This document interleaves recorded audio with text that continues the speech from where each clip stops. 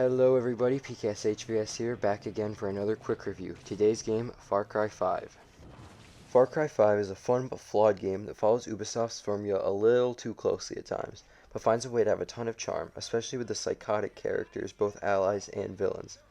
Far Cry 5 definitely delves nicely into the theme of the game, a small town in Montana with a lot of pride in the country they live in that has been taken over by a cult using a drug called the Bliss. Gameplay itself works well enough, and although not groundbreaking, can be quite fun with some of the more unique weapons, such as the shovel launcher. There are also many ways to go about completing a mission in the game, especially the cult outposts.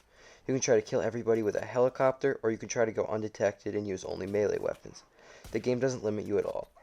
Of course, the game isn't perfect. There are tons of glitches which will almost certainly pop up while you're playing, and although sometimes they can be fun, they'll take you out of the game a lot of the time as well. It also can feel a little bit too formulaic, as I had said at the start.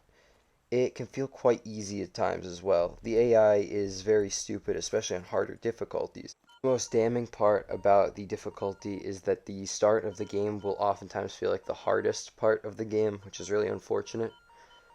Overall, I would say that this game is still a ton of fun despite its many problems. It is a very traditional Ubisoft game, and does allow for a lot of sandbox type creativity as far as killing enemies and taking down camps.